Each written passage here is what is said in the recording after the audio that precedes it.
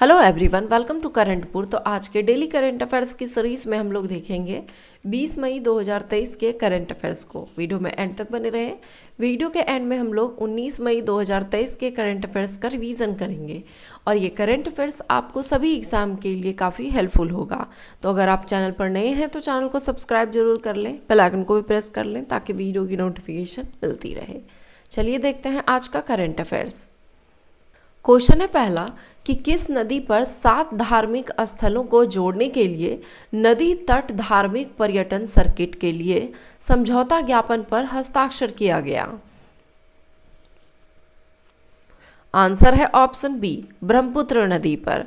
गुवाहाटी के 7 तीर्थ स्थलों को जलमार्ग से जोड़ा जाएगा। इसके लिए ब्रह्मपुत्र नदी पर 7 धार्मिक स्थलों को जोड़ने के लिए नदी तट धार्मिक पर्यटन सर्किट के लिए समझौता ज्ञापन पर हस्ताक्षर किया गया। असम के मुख्यमंत्री डॉक्टर हिमंत बिस्वा शर्मा और केंद्रीय पोत परिवहन और जलमार्ग और आयुष मंत्री श्री सर्बानंद सोनोवाल की उपस्थिति में समझौता ज्ञापन पर हस्ताक्षर किया गया।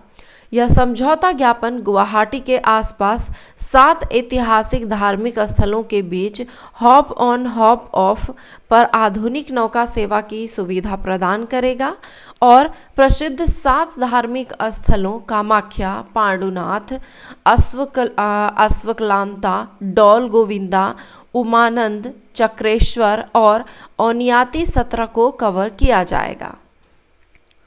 प्रोजेक्ट 75 के तहत कलवरी श्रेणी की अंतिम पनडुब्बी कौन सी है? आंसर है ऑप्शन सी, INS वागसीर।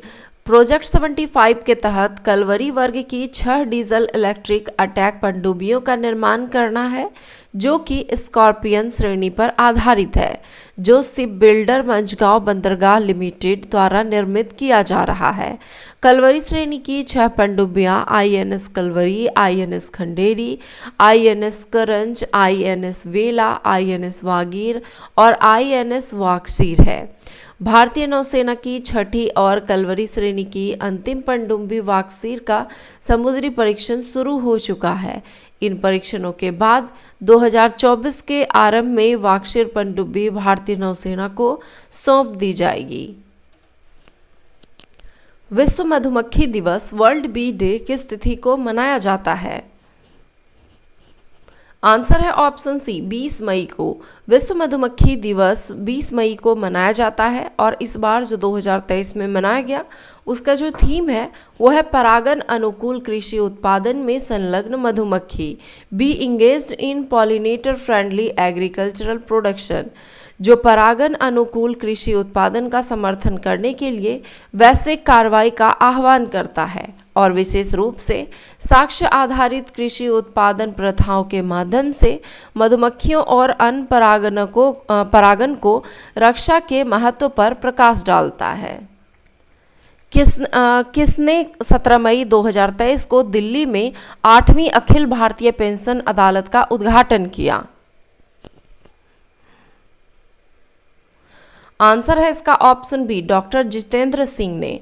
केंद्रीय कार्मिक लोक शिकायत पेंशन राज्य मंत्री डॉक्टर जितेंद्र सिंह ने 17 मई 2023 को दिल्ली में 8वीं अखिल भारतीय पेंशन अदालत का उद्घाटन किया। पेंशन और पेंशनभोगी कल्याण विभाग द्वारा 2017 में प्रायोगिक आधार पर पेंशन अदालत पहल शुरू की गई थी। प्रधानमंत्री नरेंद्र मोदी किस तिथि को राष्ट्रीय राजधानी में नवनिर्मित संसद भवन राष्ट्र को समर्पित करेंगे?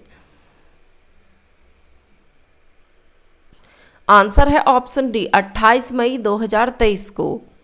प्रधानमंत्री नरेंद्र मोदी 28 मई 2023 को राष्ट्रीय राजधानी में नवनिर्मित संसद भवन राष्ट्र को समर्पित करेंगे।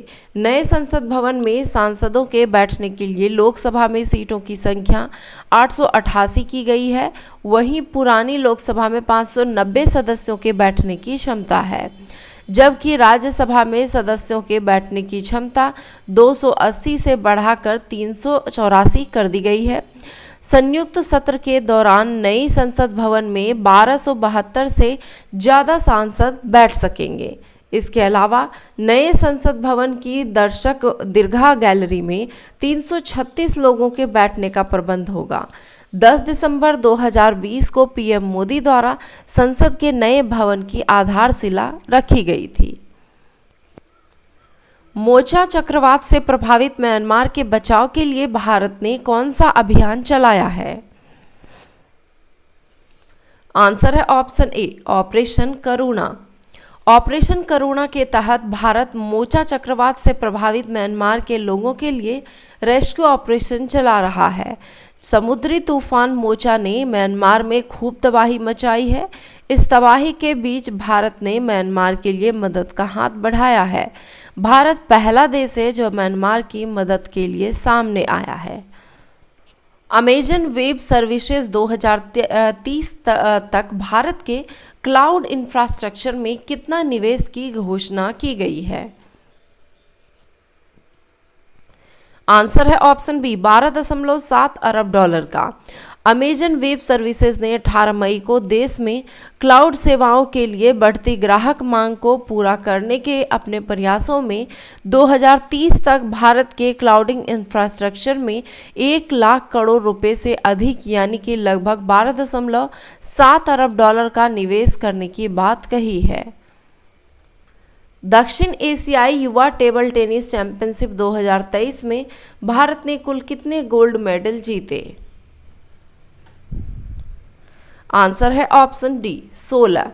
3 दिवसीय अंतर्राष्ट्रीय कार्यक्रम south Asian youth table tennis championship 2023 का समापन 17 मई को ईटानगर में हुआ। इस आयोजन में 6 देशों भूटान, बांग्लादेश, भारत, मालदीव, श्रीलंका और नेपाल के 100 से अधिक एथलीटों ने भाग लिया। भारत इस चैंपियनशिप में 16 गोल्ड मेडल अपने नाम किया। हाल ही में किसने 16 मई 2023 को रक्षा क्षेत्र पर केंद्रित देश का पहला म्यूचुअल फंड लॉन्च करने की घोषणा की है? आंसर है ऑप्शन ए, HDFC asset management company limited ने।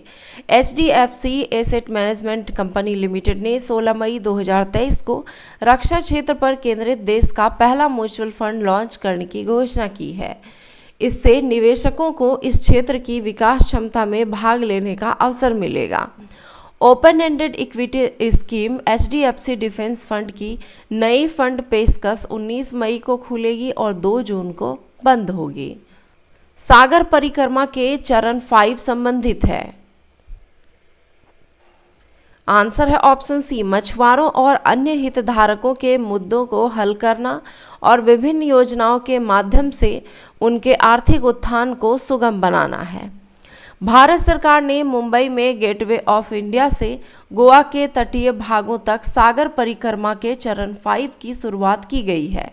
केंद्रीय मत्स्य पशुपालन और डेयरी मंत्री पुरुषोत्तम रुपाला ने 17 मई 2023 को महाराष्ट्र के रायगढ़ जिले के करंजा में सागर परिक्रमा यात्रा चरण 5 का शुभारंभ किया गया। इस सागर परिक्रमा का उद्देश्य मछुआरों और अन्य हितधारकों के मुद्दों को हल करना और विभिन्न योजनाओं के माध्यम से उनके आर्थिक उत्थान को सुगम बनाना है। तो चलिए अब 19 मई 2023 के करंट अफेयर्स का रिवीजन करते हैं। किस बैंक ने हाल ही में 100 डेज 100 पेज अभियान शुरू करने की घोषणा की है? तो भारतीय रिजर्व बैंक ने। 16 मई 2023 को किसने 2 नए पोर्टल उत्साह पोर्टल और professor of practice POP portal launch किए हैं? तो UGC ने। किसे देश के विधि और न्याय मंत्री का कार्यभार दिया गया है? तो अर्जुन राम मेघवाल को। कर्नाटक के नए मुख्यमंत्री के रूप में किसे चुना गया? तो सिद्धारमैया को। नेपाल के किस पर्वतारोही ने 17 मई 2023 को 27वीं बार माउंट एवरेस्ट पर सफलतापूर्वक चढ़ाई करने का एक नया विश्व रिकॉर्ड बनाया है? तो ये है कामी Rita Sherpa. Food and grocery delivery company Zomato ने किस बैंक के साथ साझेदारी कर जोमेटो UPI नामक अपनी एकीकृत भुगतान इंटरफेस UPI लॉन्च करेगी? तो यह है ICICI बैंक के साथ मिलकर। हाल ही में किसे स्वास्थ्य और परिवार कल्याण राज्य मंत्री नियुक्त किया गया है? तो डॉक्टर सत्यपाल सिंह बघेल को। 47वें अंतर्राष्ट्रीय संग्रहालय दिवस मनाने के लिए केंद्र सरकार ने अंतर्राष्ट्रीय संग्रहालय एक्सपो आयोजित किया गया है। इस एक्सपो का विषय क्या है? तो यह है संग्रहालय स्थिरता और कल्याण। अंतर्राष्ट्रीय संग्रहालय दिवस इंटरनेशनल म्यूजियम डे किस तिथि को मनाया जाता है? तो ये मनाया जाता है 18 मई को। किस भारतीय को फ्रांस का सर्वोच्च नागरिक पुरस्कार सेविलियर डी ला लीजन डी ऑनर से सम्मानित किया गया है? तो एस चंद्रशेखरन को। तो ये थे आज के करंट अफेयर्स। आई होप कि वीडियो पसंद आया होगा। वीडियो पसंद आया तो एक लाइक ज़रूर करें, कमेंट करें और अपने दोस्तों के साथ शेयर ज़रूर करें। धन्यवाद।